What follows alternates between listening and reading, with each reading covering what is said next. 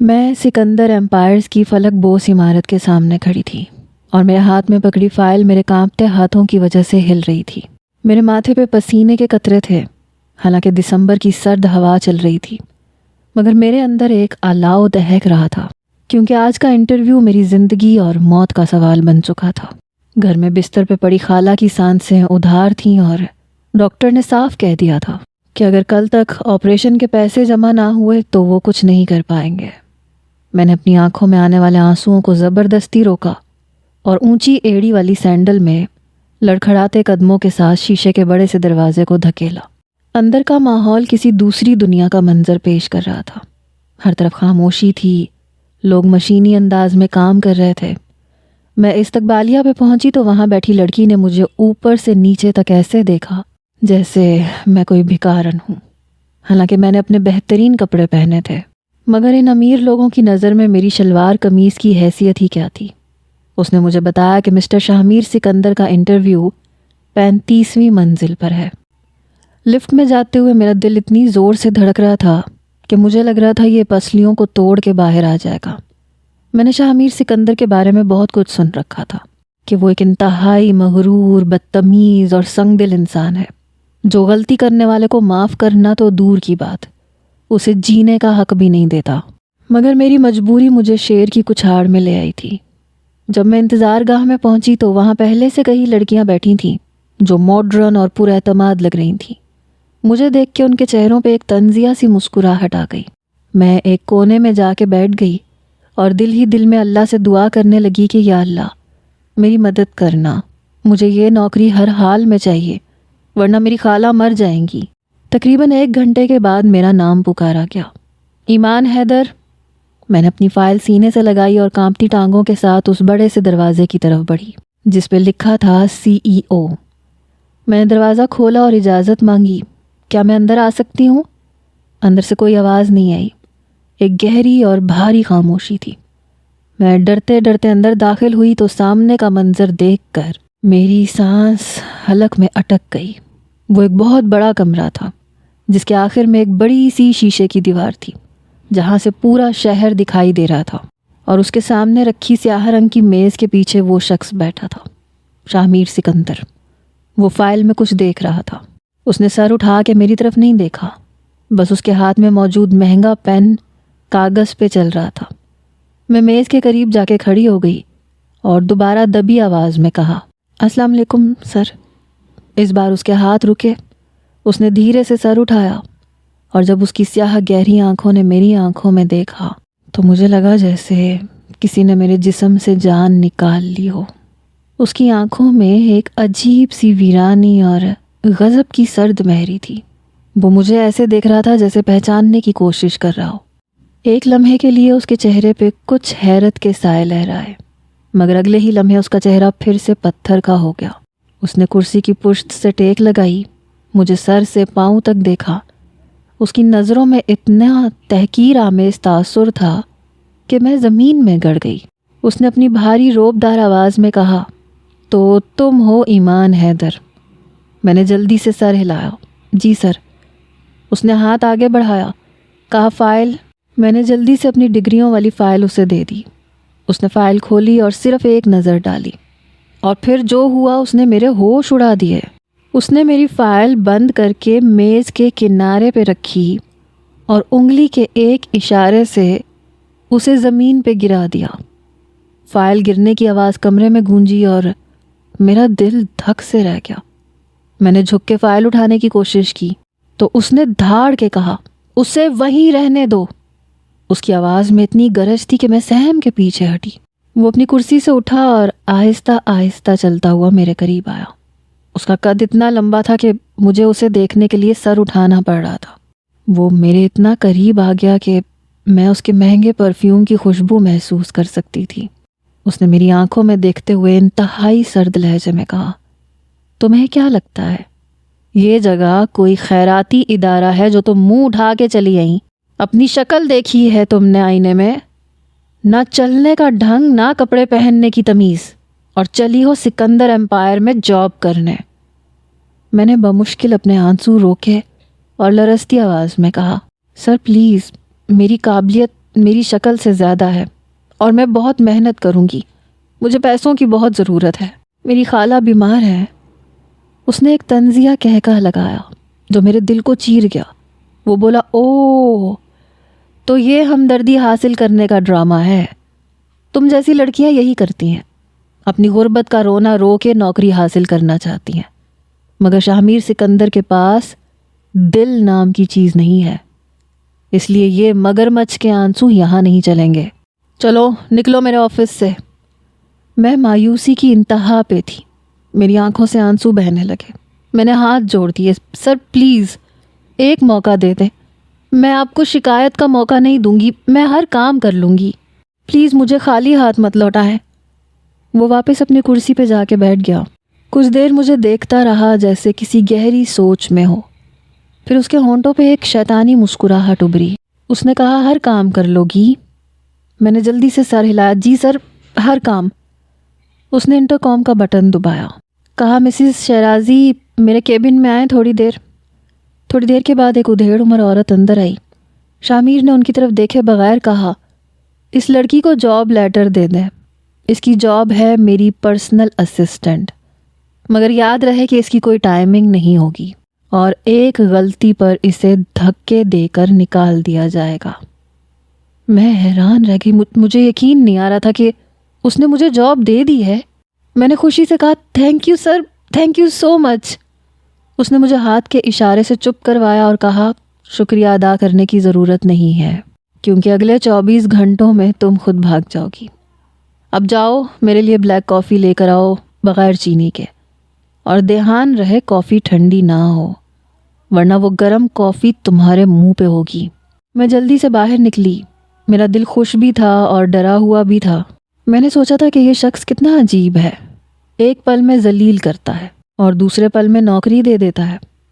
خیر مجھے کیا، مجھے تو بس پیسوں سے غرض تھی. میں نے جلدی سے کچن تلاش کیا، کافی بنائی. جب میں کافی لے کر اندر گئی تو وہ فون پر کسی سے انگلش میں بات کر رہا تھا. اس کا لہجہ انتہائی سخت تھا. میں نے چپ چاپ کافی میز پہ رکھی تو اس نے اشارے سے مجھے رکنے کا کہا. فون بند کر کے اس نے کافی کا گھونٹ بھرا اور اچانک کپ زور سے پلیٹ میں رکھا. کافی کا ذائقہ بہت برا ہے، جاؤ دوبارہ بنا کے لاؤ. میں نے حیرت سے دیکھا مگر کچھ بولنے کی ہمت نہیں ہوئی. میں دوبارہ کافی بنا کر لائی. اس نے پھر ایک گھونٹ لیا اور پھر کہا کہ یہ بہت زیادہ گرم ہے. میرا منہ جلانا چاہتی ہو کیا؟ جاؤ دوبارہ بنا کر لاؤ. یہ سلسلہ 4 بار چلا. چوتھی بار جب میں کافی لائی تو میرے پیر دکھ رہے تھے اور سر چکرا رہا تھا، مگر میں خاموش رہی. اس نے اس بار کافی پی لی اور پھر فائلوں کا ایک ڈھیر میری طرف سرکا دیا. یہ سارا ریکارڈ آج رات تک کمپیوٹر میں فیڈ ہو جانا چاہیے. ایک بھی انٹری غلط ہوئی تو تنخواہ بھول جانا. پھر میں نے گھڑی کی طرف دیکھا. شام کے 5 بج رہے تھے اور فائلوں کا ڈھیر اتنا تھا کہ 2 دن لگ جاتے، مگر میں نے اف تک نہ کی اور کونے میں پڑے کمپیوٹر ٹیبل پہ بیٹھ کے کام کرنا شروع کر دیا. وقت گزرتا گیا. آفس کا عملہ چھٹی کر کے جا چکا تھا. باہر اندھیرا چھا گیا تھا مگر شاہ ابھی تک اپنے لیپ ٹاپ میں گم تھا. میرے ہاتھ ٹائپنگ کرتے کرتے شل ہو چکے تھے. بھوک اور پیاس سے میرا برا حال تھا مگر مجھے ڈر تھا کہ اگر میں اٹھی تو وہ مجھے نکال دے گا. رات کے 9 بج چکے تھے. پورا آفس خالی ہو چکا تھا. صرف میرے کی بورڈ کی ٹک ٹک اور شامیر کے اے سی کی آواز آ رہی تھی. اچانک شامیر نے کہا، پانی. میں چونکی. جلدی سے اٹھی. جگ خالی تھا. میں پانی لینے باہر گئی. جب واپس آئی تو دیکھا کہ وہ سر پکڑے بیٹھا تھا. شاید اسے سر میں درد تھا. میں نے پانی کا گلاس اس کے سامنے رکھا تو اس نے بنا میری طرف دیکھے کہا، میرے سر درد کی گولی لاؤ، میرے بیگ میں ہے. میں نے جلدی سے اس کا بیگ ٹٹولا، گولی نکال کے اسے دی. اس نے گولی کھا کے آنکھیں بند کر لیں. میں واپس سیٹ پہ جانے لگی تو اس نے روکے بغیر کہا، اور کافی. میں رک گئی. میرا دل چاہ رہا تھا کہ میں چیخ کے کہوں کہ میں انسان ہوں، روبوٹ نہیں، مگر میں نے لب بھینچ لیے اور دوبارہ کچن کی طرف چل پڑی. اس بار میں نے کافی بہت دھیان سے بنائی کیونکہ میں مزید ڈانٹ نہیں سننا چاہتی تھی. جب میں کپ لے کے واپس آ رہی تھی تو میرے ذہن میں بس خالہ کا خیال تھا کہ ان کا آپریشن ہو جائے گا. میں کیبن میں داخل ہوئی۔ شاہمیر اپنی کرسی پہ پیچھے ٹیک لگائے آنکھیں موندے بیٹھا تھا۔ اس کے سامنے میز پہ ایک سرخ رنگ کی فائل کھلی پڑی تھی جس پر ٹاپ سیکرٹ لکھا تھا۔ میں دبے پاؤں آگے بڑھی تاکہ اسے ڈسٹرب نہ کروں، مگر قسمت کو کچھ اور ہی منظور تھا۔ میز کے قریب پہنچتے ہی میری سینڈل کی ایڑی قالین کے ابھرے ہوئے حصے میں اٹکی۔ میرا توازن بگڑا اور میرے ہاتھ سے کافی کا بھرا ہوا کپ چھوٹ گیا۔ سب کچھ اتنی جلدی ہوا کہ مجھے سنبھلنے کا موقع ہی نہ ملا۔ کپ سیدھا اس سرخ فائل کے اوپر جا گرا اور گرم سیاہ مایہ اس کے اہم کاغذات پر پھیل گیا۔ میرے منہ سے چیخ نکلی، یا اللہ یہ کیا ہو گیا؟ کافی گرنے کی آواز اور میری چیخ سے شاہمیر نے جھٹکے سے آنکھیں کھولی۔ ایک لمحے کے لیے وہاں موت جیسی خاموشی چھا گئی۔ اس نے فائل کو دیکھا جو پوری طرح برباد ہو چکی تھی۔ پھر اس نے دھیرے سے سر اٹھا کے میری طرف دیکھا۔ اس کی آنکھوں میں جو غضب تھا اسے دیکھ کے میری روح کانپ گئی تھی۔ وہ دھاڑتا ہوا کرسی سے اٹھا۔ یہ کیا کیا ہے تم نے؟ میں خوف سے 2 قدم پیچھے ہٹی۔ سر غلطی سے، میں نے جان بوجھ کے نہیں کیا۔ اس نے ایک جھٹکے سے فائل اٹھائی جس کے کاغذات کافی جذب کر کے سیاہ پڑ چکے تھے۔ اس نے فائل کو پوری قوت سے دیوار پہ دے مارا اور میز کے گرد گھومتا ہوا میرے قریب آیا۔ اس کا چہرہ غصے سے سرخ ہو رہا تھا اور رگیں تن گئی تھیں۔ تم جانتی ہو یہ کیا تھا؟ یہ میرے 6 ماہ کی محنت تھی۔ یہ 5 کروڑ کا پروجیکٹ تھا جو تم نے اپنی منحوسیت سے برباد کر دیا۔ میں رونے لگی۔ سر مجھے معاف کر دیں، میں دوبارہ بنا دوں گی۔ میں قسم کھاتی ہوں مجھے نہیں پتا تھا۔ وہ میرے اتنا قریب آیا کہ میں پیچھے دیوار سے جا لگی۔ اس نے اپنا ہاتھ دیوار پہ میرے سر کے قریب مارا جس سے سہم کے میں آنکھیں بند کر گئی۔ معافی غلطی کی ہوتی ہے، بربادی کی نہیں ایمان حیدر۔ تم نے میرا 5 کروڑ کا نقصان کیا ہے اور اب تمہیں یہ نقصان بھرنا پڑے گا۔ میں نے روتے ہوئے کہا، سر میں اتنے پیسے کہاں سے لاؤں گی؟ میں تو غریب ہوں، میرے پاس تو کھانے کے پیسے نہیں ہیں۔ پلیز مجھے معاف کر دیں، میں آپ کے پاؤں پڑتی ہوں۔ وہ مجھ پہ جھکا اور اس کے لہجے میں ایک عجیب سی صفاقی آ گئی۔ تو پھر تیار ہو جاؤ جیل جانے کے لیے۔ مجھے پولیس کو کال کرنے میں 1 منٹ لگے گا اور پھر باقی کی زندگی جیل کی سلاخوں کے پیچھے سڑتی رہنا۔ اور ہاں، تمہاری بیمار خالہ کا کیا ہوگا؟ وہ تو ویسے ہی مر جائے گی۔ میرے لیے یہ بات کسی بم دھماکے سے کم نہیں تھی۔ خالہ کا نام سن کے میں تڑپ اٹھی۔ نہیں سر، پلیز پولیس نہیں، میری خالہ مر جائیں گی۔ آپ جو کہیں گے میں کروں گی، میں ساری زندگی آپ کی نوکری کروں گی، آپ میری تنخواہ کاٹ لیں، مگر پولیس نہیں۔ اس نے میری تھوڑی کو اپنی سخت انگلیوں سے پکڑ کے میرا چہرہ اوپر اٹھایا اور میری آنکھوں میں دیکھتے ہوئے کہا، ساری زندگی نوکری کرو گی مگر اس سے میرا نقصان پورا نہیں ہوگا۔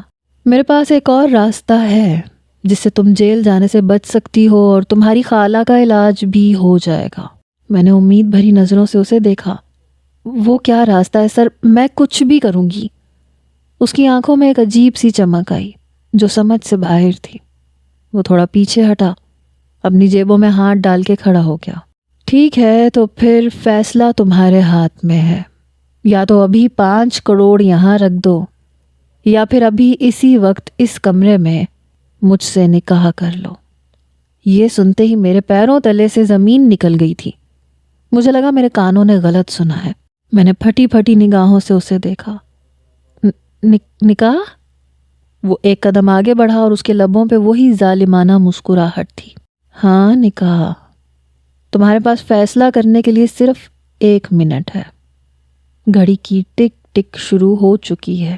جیل یا شاہمیر سکندر کی بیوی، فیصلہ تمہارا ہے۔ میرے کانوں میں شاہمیر سکندر کے الفاظ پگھلے ہوئے سیسے کی طرح اتر رہے تھے۔ ایک طرف جیل کی کال کوٹڑی تھی، دوسری طرف ایک ایسے شخص کی غلامی جو مجھے انسان نہیں سمجھتا تھا۔ مگر میرے پاس سوچنے کا وقت نہیں تھا کیونکہ میری آنکھوں کے سامنے ہسپتال کے بستر پہ ایڑیاں رگڑتی ہوئی میری خالہ کا چہرہ تھا جن کی زندگی میری ایک ہاں پہ ٹکی تھی۔ کمرے میں گھڑی کی ٹک ٹک میرے دل پہ ہتھوڑے کی طرح برس رہی تھی۔ آخر کار میں نے کانپتے ہونٹوں کے ساتھ اپنی شکست تسلیم کر لی اور دھندلی آنکھوں سے شاہمیر کی طرف دیکھا۔ میں تیار ہوں۔ یہ الفاظ میرے حلق سے کسی کانٹے کی طرح نکلے۔ شامیر کے چہرے پہ فتح کی ایک شیطانی مسکراہٹ ابھری اور اس نے فوراً اپنے موبائل پہ کسی کو کال کی اور صرف اتنا کہا کہ مولوی صاحب کو لے آؤ۔ مجھے لگا یہ سب پہلے سے طے شدہ تھا، جیسے وہ جانتا تھا کہ میں انکار نہیں کر پاؤں گی۔ کچھ ہی دیر میں 2 گواہ اور ایک مولوی صاحب وہاں موجود تھے۔ مجھے کچھ سمجھ میں نہیں آ رہا تھا کہ یہ کیا ہو رہا ہے۔ بس مشینی انداز میں میں نے نکاح نامے پہ سائن کیے، اور جب مولوی صاحب نے مجھ سے پوچھا کہ کیا مجھے نکاح قبول ہے تو میرے حلق میں آنسوؤں کا گولہ اٹک گیا۔ میں نے بامشکل کہا ہاں، اور اسی لمحے ایمان حیدر سے میں ایمان شامیر سکندر بن گئی۔ ایک دستخط نے میری پوری زندگی بدل دی۔ نکاح کے فوراً بعد شامیر نے سب کو جانے کا اشارہ کیا اور میری طرف دیکھے بغیر کہا، چلو اٹھو، اب تم میری قانونی بیوی ہو، لیکن یہ مت سوچنا کہ تمہیں بیوی کا درجہ ملے گا۔ تم ایک سودے کا حصہ ہو۔ تمہارا کام اس نقصان کی بھرپائی کرنا ہے جو تم نے کیا ہے۔ میں خاموشی سے اس کے پیچھے چل پڑی۔ پارکنگ میں اس کی سیاہ رنگ کی چمکتی گاڑی، وہ ڈرائیونگ سیٹ پہ بیٹھا۔ میں پچھلی سیٹ پہ بیٹھنے لگی تو اس نے سخت لہجے میں کہا، آگے بیٹھو، میں تمہارا ڈرائیور نہیں ہوں۔ میں نے ڈرتے ڈرتے فرنٹ سیٹ پہ قدم رکھا۔ پورے راستے گاڑی میں موت جیسی خاموشی تھی۔ باہر شہر کی روشنیاں گزر رہی تھیں، مگر میری زندگی میں اندھیرا چھا چکا تھا۔ گاڑی شہر کے شور سے دور ایک ویران اور پوش علاقے کی طرف مڑ گئی۔ کچھ دیر بعد ایک عالی شان حویلی کا گیٹ کھلا۔ یہ سکندر مینشن تھا۔ حویلی کو دیکھتے ہی میرے دل میں ایک عجیب سا احساس جاگا، جیسے میں اس جگہ کو جانتی ہوں، حالانکہ میں نے اپنی پوری زندگی ایک چھوٹے سے کوارٹر میں گزاری تھی۔ مگر ان اونچی دیواروں اور پرانے درختوں کو دیکھ کر مجھے لگا جیسے کوئی بھولی بسری یاد میرے ذہن کے دریچے پہ دستک دے رہی ہے۔ شامیر گاڑی سے اترا اور مجھے اندر آنے کا اشارہ کیا۔ میں اس کے پیچھے پیچھے چلتی ہوئی بڑے ہال میں داخل ہوئی۔ ہال کی دیواروں پہ بڑی بڑی پینٹنگز لگی تھیں، جن میں خاندانی بزرگوں کی تصاویر تھیں۔ ایک تصویر پہ میری نظر جم گئی، جس میں خوبصورت عورت گود میں ایک بچی کو لیے بیٹھی تھی۔ اس بچی کی آنکھیں بالکل میرے جیسی تھیں۔ میں اس تصویر کو ٹکٹکی باندھ کے دیکھ رہی تھی۔ تبھی شامیر کی آواز نے مجھے چونکا دیا۔ ادھر ادھر کیا دیکھ رہی ہو؟ تمہارا کمرہ اوپر ہے۔ میں نے جلدی سے نظریں ہٹائیں اور اس کے پیچھے سیڑھیاں چڑھنے لگی۔ سیڑھیاں چڑھتے ہوئے مجھے پھر وہی احساس ہوا جیسے میں بچپن میں ان سیڑھیوں پہ بھاگا کرتی تھی۔ میرے سر میں ایک ہلکا سا درد اٹھا، شاید یہ تھکاوٹ اور ٹینشن کی وجہ سے تھا۔ شامیر مجھے کمرے میں لے گیا، کہا آج سے تم یہاں رہو گی، اور خبردار اگر میرے کمرے کی طرف آنے کی کوشش کی یا اس گھر کے کسی بھی معاملے میں ٹانگ اڑائی۔ میں وہیں بت بنی کھڑی تھی۔ کمرہ انتہائی شاندار تھا۔ نہ جانے یہ سائیکو بندہ ایک ہی دن میں مجھے پرسنل سیکریٹری سے بیوی بنا کے کیوں لے آیا تھا۔ میرا دماغ اس قدر مفلوج تھا کہ میں ان سوالوں پہ غور بھی نہ کر سکی۔ اگلے دن ناشتے کی ٹیبل پر ایک کرخت مگر پروقار عورت، شامیر اور ایک دوسرے لڑکے جو غالباً شامیر کا بھائی تھا، ان کے ساتھ ناشتے میں مگن تھی۔ مجھے دلہنوں والا کوئی پروٹوکول نہیں ملا۔ عجیب لوگ تھے۔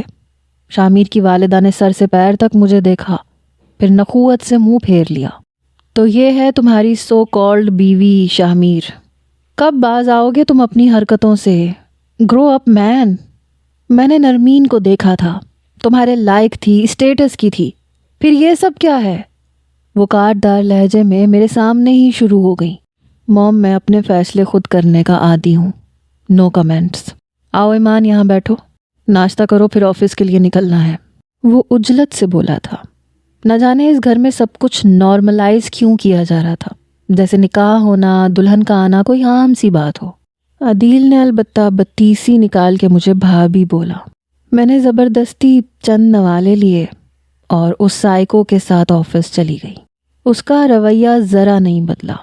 میں سارا دن گدھوں کی طرح اس کے حکم کے مطابق کام کرتی رہی۔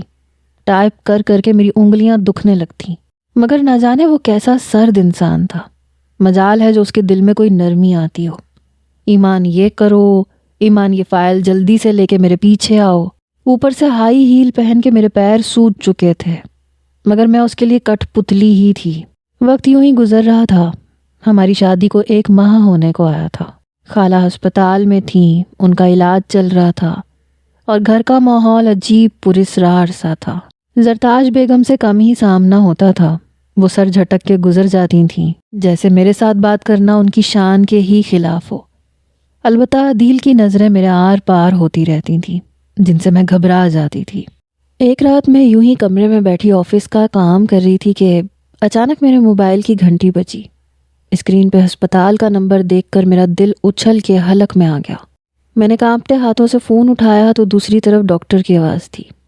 مس ایمان، آپ فوراً ہسپتال پہنچے، مریضہ کی حالت بہت بگڑ گئی ہے، وہ آخری سانسیں لے رہی ہیں۔ موبائل میرے ہاتھ سے چھوٹ کے قالین پہ گر گیا اور میرے منہ سے ایک چیخ نکلی، خالہ! میں پاگلوں کی طرح دروازے کی طرف بھاگی۔ شامیر نے میرا راستہ روکا اور میرے بازو کو سختی سے پکڑ لیا۔ کیا ہوا ہے؟ کہاں بھاگ رہی ہو تم؟ میں نے روتے ہوئے اس کے آگے ہاتھ جوڑے۔ خدا کے لیے مجھے جانے دے، میری خالہ مر رہی ہیں، مجھے ہسپتال جانا ہے، پلیز مجھے جانے دیں، میں آپ کے آگے ہاتھ جوڑتی ہوں۔ میں پھوٹ پھوٹ کے رو رہی تھی۔ شامیر نے میری حالت دیکھی تو اس کی گرفت ڈھیلی پڑ گئی۔ اس کی آنکھوں میں ایک لمحے کے لیے کچھ نرمی آئی، جو شاید میرا وہم تھا۔ اس نے کہا، چلو میں لے چلتا ہوں۔ میں نے گاڑی کو ہوا بنا دیا۔ ہسپتال کا راستہ جیسے ختم ہونے کا نام نہیں لے رہا تھا۔ میں مسلسل رو رہی تھی، دعائیں مانگ رہی تھی کہ یا اللہ میری خالہ کو بچا لے، میرا اس دنیا میں ان کے سوا کوئی نہیں ہے۔ شامیر خاموشی سے گاڑی چلا رہا تھا، مگر اس کی رفتار بتا رہی تھی کہ وہ بھی جلدی پہنچنا چاہتا ہے۔ جیسے ہی گاڑی ہسپتال کے گیٹ پہ رکی تو میں بھاگتی ہوئی ICU میں گئی۔ ڈاکٹرز خالہ کے گرد کھڑے تھے۔ خالہ کا چہرہ زرد پڑ چکا تھا اور ان کی سانسیں اکھڑ رہی تھیں۔ میں چیخ مار کے ان کے سینے سے لگ گئی، خالہ آنکھیں کھولیں، دیکھیں میں آ گئی، آپ کی ایمان آ گئی۔ میری آواز سن کے خالہ نے دھیرے سے آنکھیں کھولیں۔ ان کی آنکھوں میں زندگی کی آخری رمق باقی تھی۔ انہوں نے کانپتا ہوا ہاتھ اٹھا کے میرے سر پہ رکھا۔ ایمان، میری بچی، میں جا رہی ہوں، مجھے معاف کر دینا، میں نے تمہیں بہت تکلیفیں دی۔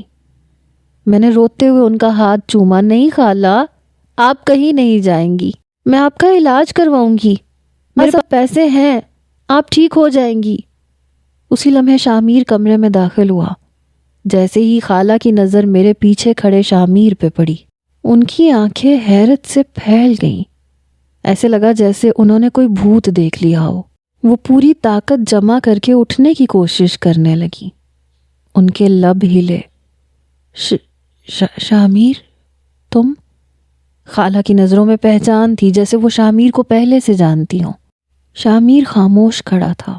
اس کے چہرے پہ کوئی تاثر نہیں تھا، مگر اس کی مٹھی سختی سے بھینچی ہوئی تھی۔ خالہ نے بے یقینی سے پہلے شامیر کو دیکھا، پھر مجھے، پھر انہوں نے میرا ہاتھ پکڑ کے شامیر کی طرف اشارہ کیا اور اپنی آخری سانسوں کو سمیٹتے ہوئے مجھے قریب بلایا۔ ان کی آواز اتنی مدھم تھی کہ صرف میں سن سکتی تھی۔ ایمان، میری بات غور سے سنو، کبھی بھی شامیر کو مت چھوڑنا، یہی تمہارا محافظ ہے، یہی تمہارا سب کچھ ہے، اسے مت چھوڑنا۔ یہ الفاظ میرے لیے کسی دھماکے سے کم نہیں تھے۔ خالہ شامیر کو کیسے جانتی تھی اور وہ اسے میرا محافظ کیوں کہہ رہی تھی؟ ابھی میں کچھ پوچھ پاتی کہ خالہ کا ہاتھ میرے ہاتھ سے چھوٹ گیا اور ان کی گردن ایک طرف ڈھلک گئی۔ مانیٹر پہ چلنے والی لکیر سیدھی ہو گئی اور کمرے میں ایک لمبی سیٹی کی آواز گونجی۔ ڈاکٹر نے آگے بڑھ کے ان کی آنکھوں کو بند کیا اور افسوس سے کہا کہ شی از نو مور۔ میرے منہ سے ایک فلک شگاف چیخ نکلی۔ میں خالہ کے مردہ جسم سے لپٹ گئی۔ اس کے بعد کیا ہوا مجھے کچھ ہوش نہیں رہا۔ بس اتنا یاد ہے کہ میں نے اپنے آپ کو کسی کے مضبوط سہارے میں محسوس کیا تھا۔ شامیر نے مجھے سنبھالا۔ اس نے ہاسپٹل کے سارے معاملات خود نمٹائے۔ جنازے سے لے کے تدفین تک وہ ہر وقت میرے ساتھ رہا، مگر ایک لفظ نہیں بولا۔ خالہ کی تدفین کے بعد جب ہم حویلی واپس آئے تو میں بالکل ٹوٹ چکی تھی۔ مجھے سمجھ نہیں آ رہا تھا کہ خالہ کے آخری الفاظ کا کیا مطلب تھا۔ وہ شامیر کو کیسے جانتی تھی؟ جو شخص مجھے بلیک میل کر کے یہاں لایا تھا وہ میرا محافظ کیسے ہو سکتا تھا؟ اگلے 2 دن میں کمرے میں بند رہی. میں نے کچھ نہیں کھایا نہ پیا. شامیر کا رویہ بھی عجیب سا ہو گیا تھا. وہ پہلے کی طرح مجھ پہ چیخ نہیں رہا تھا بلکہ اکثر خاموشی سے مجھے دور سے دیکھتا رہتا، اور جب میں اسے دیکھتی تو وہ نظریں پھیر لیتا. اس کے رویے میں ایک پراسرار سی تبدیلی تھی، جیسے وہ کسی گہرے دکھ یا پچھتاوے میں ہو. ایک رات شامیر کسی بزنس میٹنگ کے سلسلے میں شہر سے باہر گیا ہوا تھا. حویلی میں اکیلی تھی. ملازم اپنے کوارٹرز میں جا چکے تھے. مجھے پیاس لگی تو ڈرتے ڈرتے کمرے سے نکلی. پورا گھر تاریکی میں ڈوبا ہوا تھا اور سناٹا اتنا تھا کہ میری اپنی سانسوں کی آواز بھی ڈرا رہی تھی. میں نیچے کچن میں آئی، فریج سے پانی کی بوتل نکالی. پانی پینے کے بعد جیسے ہی میں مڑی تو میرے حلق سے چیخ نکلتے نکلتے رہ گئی. کچن کے دروازے پر ایک سایہ کھڑا تھا. میں نے غور سے دیکھا تو وہ عدیل تھا، شامیر کا سوتیلا بھائی، جو کب سے میرے تعاقب میں تھا. عدیل کی آنکھوں میں ایک عجیب سی ہوس اور شرارت تھی. وہ آہستہ آہستہ میری طرف بڑھا. اس کے چہرے پہ ایک مکروہ مسکراہٹ تھی. ارے بھابھی جان، اتنی رات گئے اکیلی یہاں کیا کر رہی ہیں؟ میں خوف سے پیچھے ہٹی، میرا ہاتھ کچن کے کاؤنٹر پہ رکھا. پلیز پیچھے ہٹیں، مجھے جانے دیں. عدیل ہنسا اور میرے مزید قریب آ گیا. ارے اتنی جلدی کیا ہے؟ بھائی جان تو گھر پہ ہے نہیں، سوچا میں ہی آپ کی کچھ خدمت کر دوں. سنا ہے بھائی آپ کو بہت تنگ کرتے ہیں، مگر میں ایسا نہیں ہوں. اس نے اچانک میرا ہاتھ پکڑ لیا اور مجھے اپنی طرف کھینچا. میں نے اپنا ہاتھ چھڑوانے کی پوری کوشش کی مگر اس کی گرفت بہت مضبوط تھی. چھوڑے مجھے، آپ کیا بدتمیزی کر رہے ہیں؟ میں شامیر کو بتا دوں گی. عدیل نے کہا لگایا. بتا دینا، لیکن پہلے وہ تمہاری بات تو سنے. وہ تو خود تم سے نفرت کرتا ہے. اس نے تمہیں صرف ایک کھلونے کے طور پہ رکھ رکھا ہے، لیکن میں تمہیں خوش رکھ سکتا ہوں. اس نے میرا دوسرا ہاتھ بھی پکڑ لیا اور مجھے دیوار کے ساتھ لگا دیا.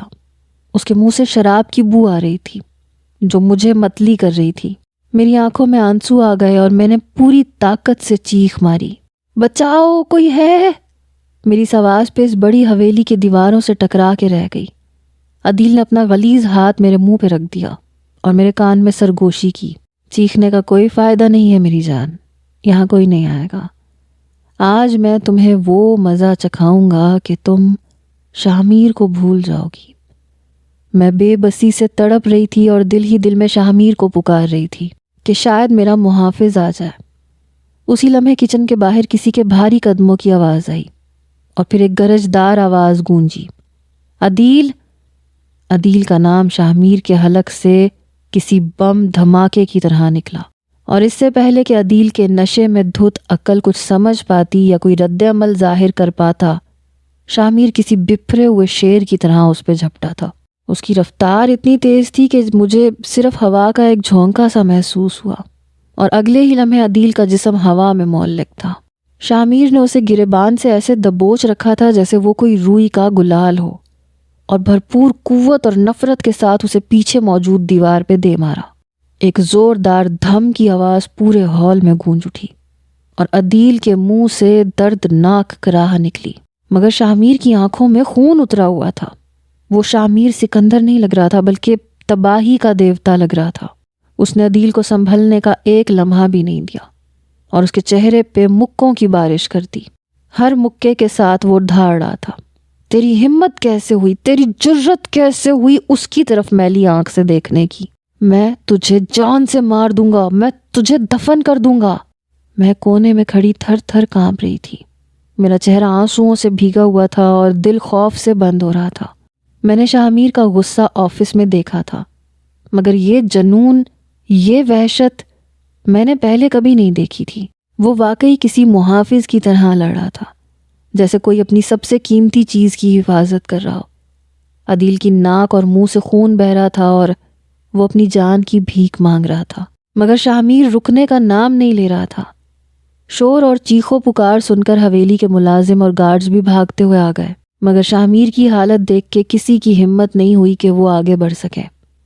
تبھی سیڑھیوں سے بیگم سکندر یعنی شاہ میر کی ماں تیز قدموں سے نیچے اتری۔ انہوں نے جب یہ خونی منظر دیکھا تو ان کے منہ سے بھی چیخ نکل گئی، شاہ میر چھوڑو اسے، تم پاگل ہو گئے ہو، اپنے ہی بھائی کو مار رہے ہو، خدا کا خوف کرو۔ وہ بھاگتی ہوئی آگے بڑھی اور شاہ میر کے بازو کو پکڑ کے اسے پیچھے کھینچنے کی کوشش کی۔ شاہ میر نے ایک جھٹکے سے انہیں دور کیا اور عدیل کو کالر سے پکڑ کے زمین پہ گھسیٹتے ہوئے ہال کے وسط میں لے آیا جہاں فانوس کی تیز روشنی پڑ رہی تھی۔ عدیل ادھموا ہو چکا تھا اور قالین پہ خون کے دھبے لگ رہے تھے۔ بیگم سکندر نے اپنے لاڈلے بیٹے کی یہ حالت دیکھی تو وہ غصے اور نفرت سے میری طرف مڑی۔ ان کی آنکھوں میں میرے لیے اتنی نفرت تھی کہ میں سہم گئی۔ انہوں نے انگلی اٹھا کے مجھ پہ چیخنا شروع کر دیا، یہ سب اس منحوس لڑکی کی وجہ سے ہو رہا ہے۔ جب سے یہ کلموہی اس گھر میں آئی ہے اس نے بھائیوں میں پھوٹ ڈلوا دی ہے۔ یہ آوارہ اور کمین لڑکی، ضرور اسی نے عدیل کو اشارے کیے ہوں گے، اسی نے میرے معصوم بیٹے کو پھنسانے کے لیے جال بچھایا ہوگا۔ میں جانتی ہوں ایسی سڑک چھاپ لڑکیوں کو جو امیر لڑکوں کو پھنسا کے گھروں پہ قبضہ کر لیتی ہیں۔ بس بہت ہو گیا، اب میں ایک لمحہ بھی اسے برداشت نہیں کروں گی۔ ابھی اور اسی وقت اسے طلاق دو اور دھکے دے کے اس گھر سے نکالو، ورنہ میں زہر کھا لوں گی اور میرا خون تمہاری گردن پہ ہوگا۔ میں اپنی توہین اور ان گھٹیا الزامات پہ تڑپ اٹھی تھی۔ میرا دل چاہا زمین پھٹے اور میں اس میں سما جاؤں۔ میں نے روتے ہوئے شاہ میر کی طرف دیکھا کہ شاید وہ میری صفائی میں کچھ بولے، مگر شاہ میر اچانک ہنسنے لگا۔ اس کی ہنسی عام ہنسی نہیں تھی، بلکہ اس میں اتنا درد، اتنی وحشت اور اتنا طنز تھا کہ پورا ہال گونج اٹھا۔ وہ ہنستا گیا یہاں تک کہ وہ دوہرا ہو گیا۔ اس کی یہ حالت دیکھ کر بیگم سکندر بھی چپ ہو گئی اور خوفزدہ نظروں سے اسے دیکھنے لگی کہ اسے کیا ہو گیا ہے۔ پھر شاہ میر اچانک خاموش ہوا اور اس کی یہ خاموشی اس کے غصے سے زیادہ خوفناک تھی۔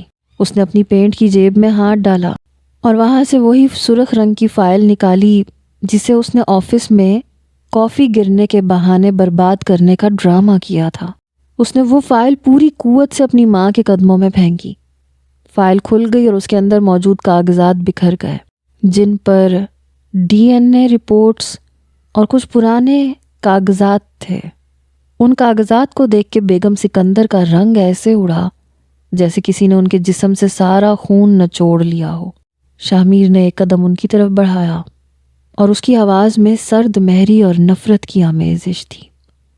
ماں جی، آج ڈرامہ میں کروں گا اور آپ دیکھیں گی۔ بہت شوق ہے نا آپ کو سچ جاننے کا، تو سنیں سچ۔ آپ کیا کہہ رہی تھی کہ میں اسے گھر سے نکال دوں؟ تو سن لیں اور اپنے کان کھول کر سن لیں۔ یہ گھر میرا نہیں ہے اور نہ ہی یہ گھر آپ کا ہے۔ اس گھر کی، اس حویلی کی اور پوری سکندر امپائر کی اکلوتی وارث یہ لڑکی ہے جو آپ کے سامنے کھڑی ہے، ایمان سکندر۔ شاہ میر کے الفاظ کسی ایٹم بم کی طرح وہاں گرے۔ مجھے لگا میرے کان بج رہے ہیں، وقت تھم گیا ہے۔ میں نے پھٹی پھٹی نظروں سے شاہ میر کو دیکھا اور پھر بیگم سکندر کو، جن کے پیروں تلے سے زمین نکل چکی تھی اور لرزتے ہوئے ہونٹوں کے ساتھ وہ پیچھے ہٹی۔ شاہ میر نے میری طرف اشارہ کرتے ہوئے دوبارہ گرجدار آواز میں کہا، غور سے دیکھیں اسے، کیا یہ چہرہ آپ کو یاد نہیں ہے؟ یہ کوئی یتیم یا لاوارث لڑکی نہیں ہے، یہ میرے مرحوم چچا اور آپ کی سگی دیورانی کی بیٹی ہے، جسے آپ نے آج سے 15 سال پہلے رات کے اندھیرے میں ڈرائیور کے ہاتھوں دور دراز یتیم خانے کے باہر لاوارث پھکوا دیا تھا تاکہ آپ چچا کی ساری جائیداد اور دولت ہڑپ کر سکیں۔ آپ نے سب کو یہ بتایا کہ وہ بچی بیماری سے مر چکی ہے اور آپ نے ایک جھوٹی قبر بھی بنا دی، مگر آپ یہ بھول گئیں کہ جسے اللہ رکھے اسے کون چکھے۔ دیکھ لیں قدرت کے کھیل، وہ بچی زندہ رہی، وہ پلتی رہی اور آج اپنے چھینے گئے حق کا حساب لینے آپ کے سامنے کھڑی ہے۔ بیگم سکندر نے حق لاتے ہوئے انکار کرنے کی کوشش کی۔ نہیں، یہ جھوٹ ہے، تم بہک گئے ہو شاہ میر، یہ دھوکے باز ہے، اس نے تم پہ جادو کیا ہے، یہ وہ نہیں ہے۔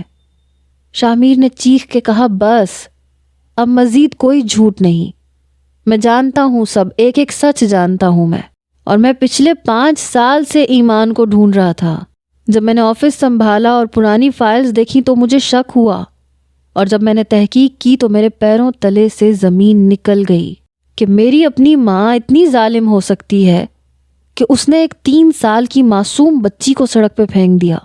میں نے قسم کھائی تھی کہ میں اس بچی کو اس کا حق دلواؤں گا۔ میں نے اسے ہر جگہ ڈھونڈا، گلیوں میں، یتیم خانوں میں، ہسپتالوں میں، اور پھر اللہ نے میری سن لی۔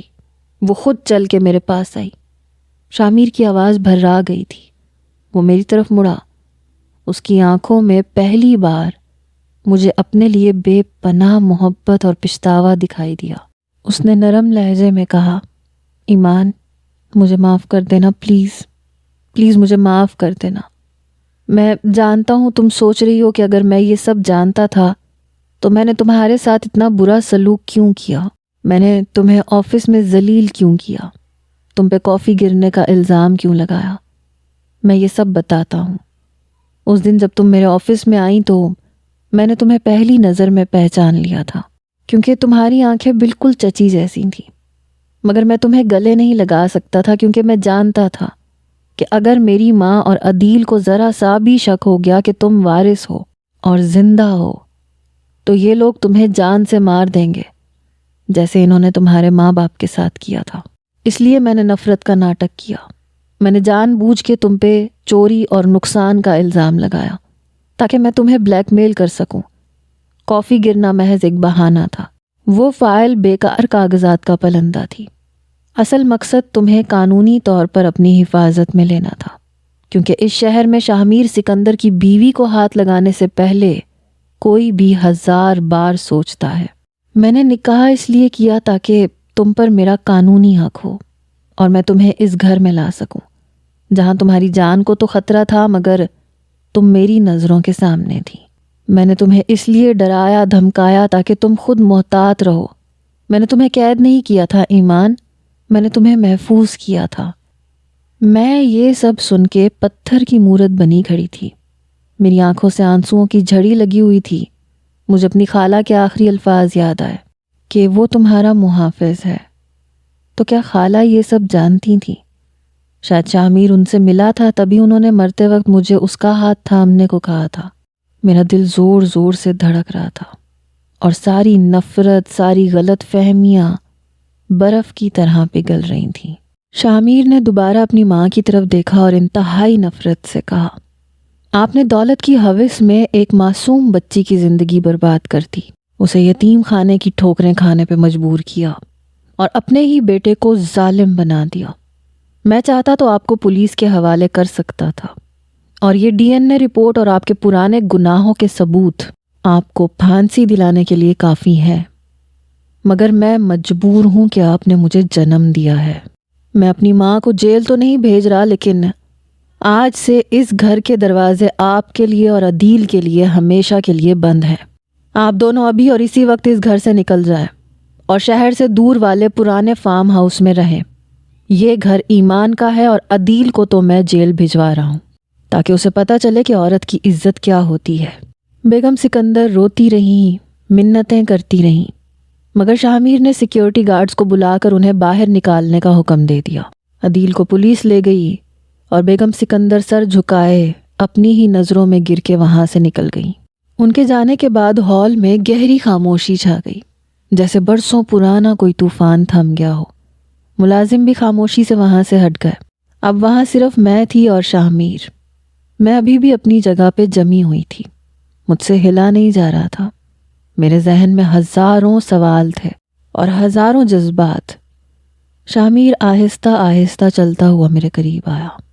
اب اس کے چہرے پہ وہ آفس والا کھڑوس پن نہیں تھا اور نہ ہی وہ غصہ تھا۔